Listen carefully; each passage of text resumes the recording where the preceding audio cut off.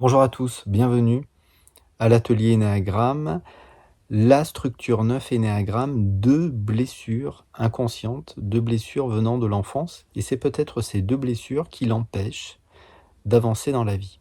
Voilà. Donc je ne vais pas représenter, on va dire en profondeur, le profil 9, je l'ai déjà fait dans d'autres vidéos. On va juste regarder finalement qu'est-ce qui l'empêche effectivement de regagner le point 3. Alors, il ne deviendra jamais un 3, au même titre qu'un 8 ne deviendra jamais un 2. Voilà. Les motivations d'un 9 resteront celles d'un 9, les motivations d'un 8 restera celles d'un 8.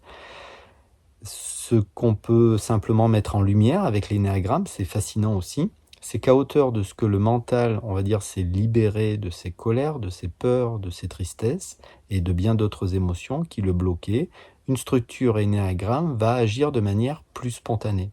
Et ainsi, le 9 va dans un premier temps prendre les qualités de la structure 3. Voilà, je l'ai déjà exprimé ça dans d'autres vidéos. C'est-à-dire qu'il va s'occuper aussi de lui. Il va avoir une vision pour lui-même. Et ça lui demande souvent d'avoir ça lui demande du temps d'avoir une vision pour lui parce que justement, il se plaint souvent que dans l'enfance, on ne lui a pas forcément demandé comment il se ressentait. On ne peut pas forcément dire qu'on ne s'occupait pas de lui, c'est pas forcément ce qu'il veut dire, et on va y revenir quand même dans cette vidéo, mais on ne lui demandait pas forcément comment il se sentait lui en particulier. Il ne s'est pas senti ayant de l'importance à un niveau, on va dire, individuel. Je prends souvent l'image de la caravane, on avançait tous ensemble. Donc on le présente parfois comme le médiateur. Et on présente aussi parfois ce qui le bloque, ce qui l'empêche d'avancer. Ce qui l'empêcherait d'avancer, c'est ses ailes. Vous savez, les ailes, c'est les personnalités qui entourent la personnalité dont on parle. Et à ce titre-là, effectivement, on peut présenter un profil énéagramme à travers ses ailes. C'est-à-dire réellement, parfois, eh bien oui, le 9 n'en fait vraiment qu'à sa tête. Il tient quand même à garder une forme de contrôle sur certaines choses, ça peut être les finances, en tout cas, plus vous voulez l'emmener dans une direction, plus il va freiner, plus il va en faire qu'à sa tête, d'une certaine manière. Et quand il a quelque chose en tête, encore une fois, il ne lâche pas l'affaire. Voilà. À ce titre-là, certains reconnaissent leur aile en 8 à ce niveau-là. Tous les 9 ne reconnaissent pas leur aile en 8, mais certains.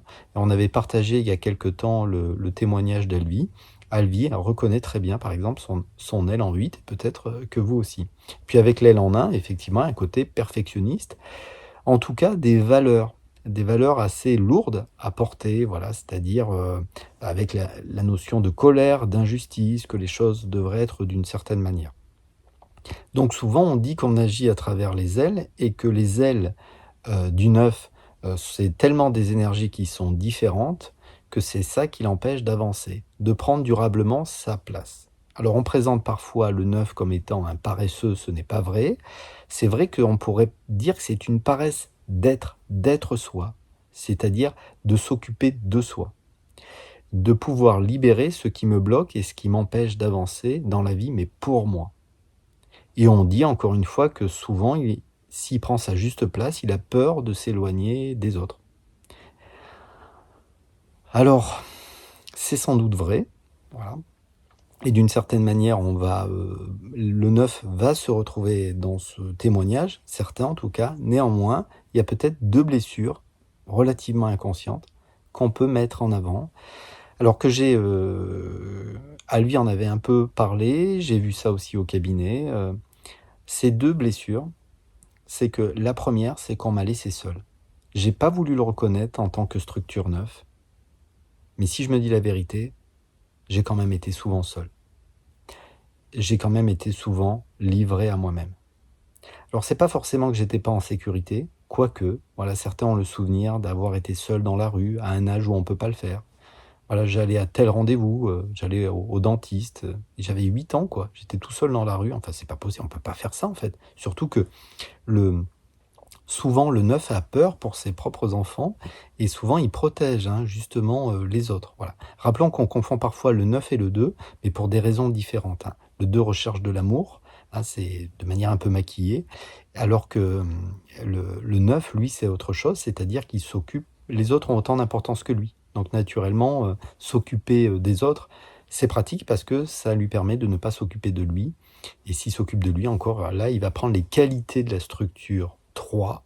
Ça ne deviendra pas un compétiteur, c'est important de le rappeler, mais il va rentrer en compétition avec ses propres ressentis qui lui disent « Oh, c'est bon, t'en as assez fait pour aujourd'hui, ça va. » Non. Là, il va pas lâcher l'affaire, il va vraiment avoir une vision pour lui, un objectif, et il va l'atteindre. Mais c'est pas forcément un objectif, vous savez, où on va multiplier son salaire par 3, ça se joue pas à ce niveau-là. C'est vraiment se prendre en compte humainement. Parce que le 9, d'une certaine manière, c'est aussi pour ça qu'on le confond un petit peu avec le 2. Hein, la tension première du 2, rappelons-le, c'est qu'il ne veut pas reconnaître ses propres besoins. Le 9, eh bien, c'est un oubli de soi, c'est un oubli de ses colères. Il est quand même au centre du centre instinctif. Hein. Et rappelons ses ailes. Hein.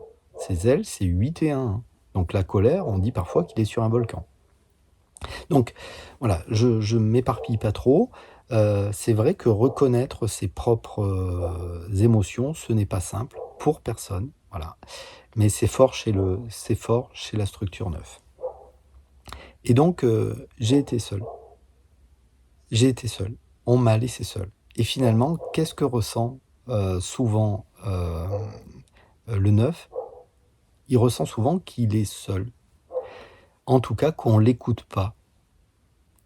Il a souvent cette sensation qu'on l'écoute pas. Alors, est-ce qu'on m'écoute pas parce qu'on m'a laissé seul et que j'ai eu l'impression que personne m'écoutait de toute façon parce que j'étais seul?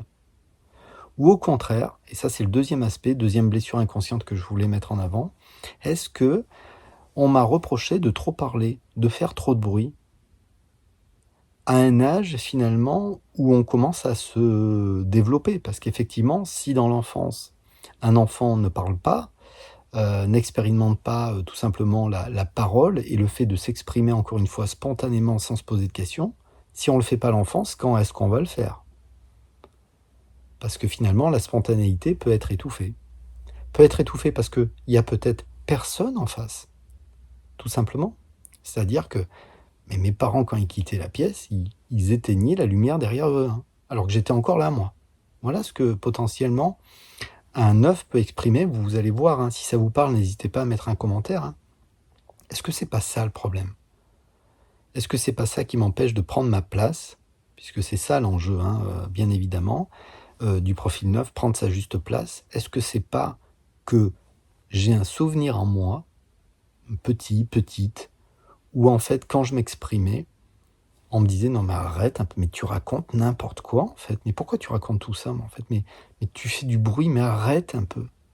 Est-ce que certaines structures 9, c'est pas ça le problème? C'est-à-dire que quand j'ai pris ma place, on me l'a reproché. Voire on m'a exprimé le fait que j'étais ridicule. Voilà. Et bien sûr, en plus, comme j'étais ridicule quand je m'exprimais, qu'est-ce qu'on faisait? On me laissait seul. Donc, est-ce que quand je m'exprime de manière spontanée, au bout d'un moment, on m'abandonne pas? Bien sûr, c'est des subtilités, hein. C'est surtout des émotions. Et surtout, on essaye de traduire avec des mots des sensations qui sont vécues souvent à un âge où on n'est pas en mesure de poser des mots. Mais regardez si ça vous parle ou pas. Et si ça vous parle, eh bien, il y a probablement une charge émotionnelle derrière. Après, reste à pouvoir la retrouver. Alors que ça soit avec un thérapeute, de l'hypnose, de la méditation. On peut essayer de regarder ça sur un rendez-vous aussi. Mais je ne fais pas cette vidéo pour ça. C'est vraiment le but de cet atelier, c'est aussi d'aider, de nous aider tous à avancer et de comprendre déjà qu'on n'est pas seul. Parce que si vous avez cette impression, admettons, vous êtes une structure 9 et vous vous dites la personne qui partage ma vie m'écoute pas, eh bien sachez que une grande partie des 9 ont l'impression qu'on l'écoute pas. Donc est-ce que réellement on m'écoute pas ou est-ce que j'agis depuis un programme de l'enfance où justement à l'époque on m'écoutait pas? Et c'est vraiment, vous savez, la Terre est un espace vibratoire. Donc nos peurs, nos colères, nos tristesses, hein, je le dis souvent, c'est des sensations qu'on ressent dans le corps. Et naturellement, si vous avez ressenti une tension très forte, bref, une énergie bloquante, à une époque justement où vous preniez votre place quand vous étiez petite, hein, ou petit, Eh bien, potentiellement, c'est ça qui vous bloque et qui vous donne l'impression plus tard que les gens qui sont importants dans votre vie vous écoutent pas.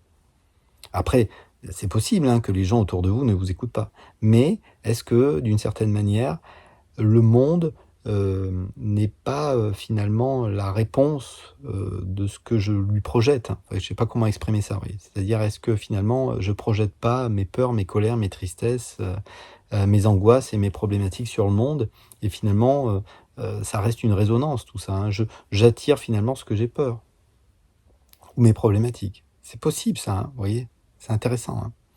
Voilà. De toute façon, c'est scientifique hein, de dire ça, je le dis souvent, c'est-à-dire, voilà, Einstein et bien d'autres après lui ont démontré que sur Terre, eh bien, tout est énergétique, quoi, tout est énergie, tout est vibration. Donc, ma sensation douloureuse que j'ai pas été écoutée, pas pris en compte, c'est une énergie. Et comme la Terre est un espace vibratoire, eh bien naturellement, je risque de retrouver ça plus tard. Donc, c'est jamais ridicule d'aller regarder son passé, même si c'est pas une obligation. Mais parfois, c'est bien utile. Ici s'arrête cette petite causerie, et si mes problématiques revenaient directement sur le fait que j'ai pas été écouté, que j'ai été seul, que quand je parlais, on m'écoutait pas, que j'étais seul en fait. C'est lourd, hein. Vous savez, quand vous avez un esprit médiateur, d'où il vient mon esprit médiateur? Qu'est-ce qui fait que je m'occupe d'abord du point de vue des autres plutôt que du mien? Qu'est-ce qui a créé ça? Et est-ce qu'on m'a reproché de prendre ma place, de trop parler, de faire trop de bruit? Allez, un petit pouce, vous abonner si vous le souhaitez. Peut-être à bientôt, voilà. Au revoir.